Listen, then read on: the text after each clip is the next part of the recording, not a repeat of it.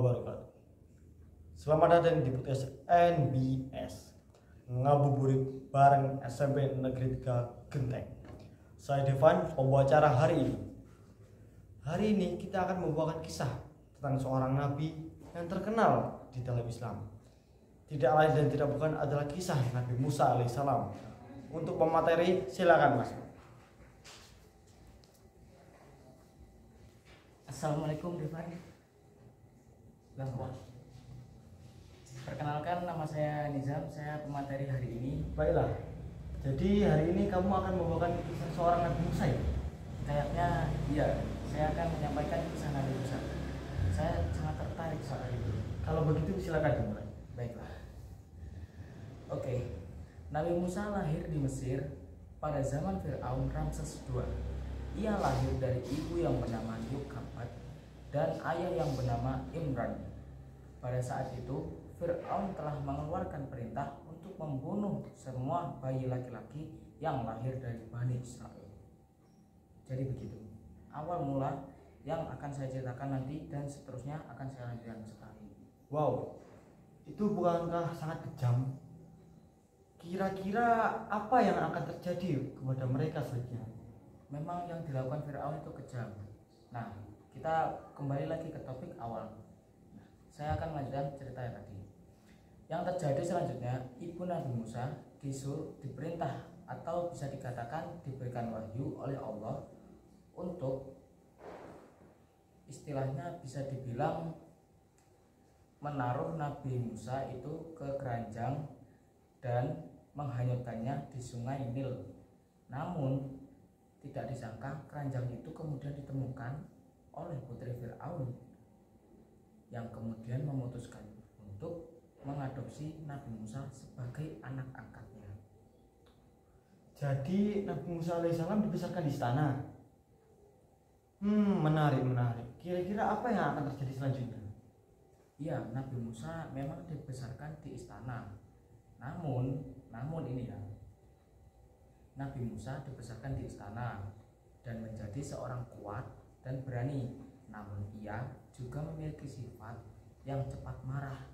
Suatu hari Nabi Musa pernah membunuh seorang Mesir yang sedang memukuli seorang yang berketurunan Bani Israel.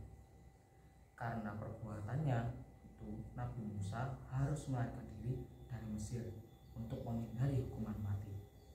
Wow, hukuman mati. Kira-kira apa yang akan dilakukan oleh Nabi Musa misalnya? Nabi Musa kemudian tinggal di Madian, sebuah kota di Jazirah Arab, dan menjadi seorang penggembala kambing. Di sana ia bertemu dengan seorang wanita bernama Syafura yang kemudian menjadi istrinya.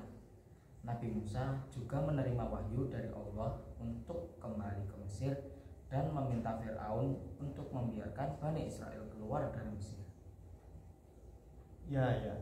Jadi Nabi Musa alaihissalam kembali ke Mesir dan meminta Fir'aun untuk membebaskan kaum Bani Israel. Kira-kira apakah Fir'aun akan menuruti mereka? Ya, Nabi Musa kembali ke Mesir dan meminta Fir'aun untuk membiarkan Bani Israel keluar. Namun Fir'aun menolak dan malah memperbudak Bani Israel lebih keras lagi. Nabi Musa pun kemudian meminta Allah untuk menunjukkannya mukjizat kepada Fir'aun. Allah kemudian mengutus Nabi Musa untuk melemparkan tongkatnya ke tanah, dan tongkat itu berubah menjadi ular. Wow, tongkat yang dilempar itu tadi berubah menjadi ular. Pasti Fir'aun kaget kan? Tentu saja Fir'aun dan para penyihirnya kaget, dan mereka mencoba meniru mukjizat itu, namun gagal. Nabi Musa kemudian meminta Allah untuk menunjukkan mukjizatnya lagi yang lebih besar lagi. Allah kemudian mengutus Nabi Musa untuk memimpin seluruh kaum Bani Israel keluar dari Mesir. Mereka kemudian menyeberangi Laut Merah, dan Allah dengan mukjizatnya membelah, atau bisa dibilang memberikan mukjizat kepada Nabi Musa agar bisa membelah lautan itu dan menyeberanginya bersama kaum Bani Israel. Nah, ketika Fir'aun hendak mengejar mereka, dengan izin Allah mereka, maaf, saya agak grogi. Tidak apa-apa, wajar, saya juga. Kemudian ketika Nabi Musa sudah menyeberangi itu dan Fir'aun hendak mengejar mereka di tengah-tengah laut merah yang terbelah, kemudian Allah dengan mukjizatnya menutup kembali celah tersebut sehingga Fir'aun dan para pasukannya tenggelam ke dalam laut.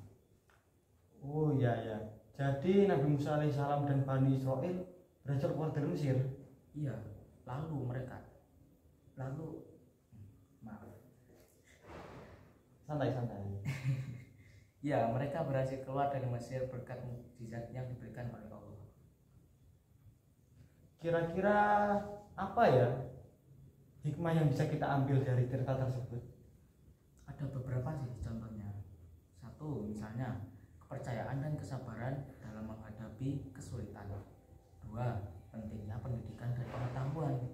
Tiga, kekuatan dan doa dan permohonan. Empat, persatuan dan kerjasama dalam mencapai tujuan. Dan lima, keadilan dan keberanian dalam menghadapi kesulitan. Itu saja sih yang saya tahu. Oh, kisah yang luar biasa dan menarik. Semoga kita bisa meneladani sifat beliau. Baiklah, terima kasih semuanya untuk mendengarkan podcast hari ini. Tunggu episode selanjutnya ya. Tetap bersama kami di NBS Ngabuburit bareng SMP Negeri 3 Genteng. Wassalamualaikum warahmatullahi wabarakatuh.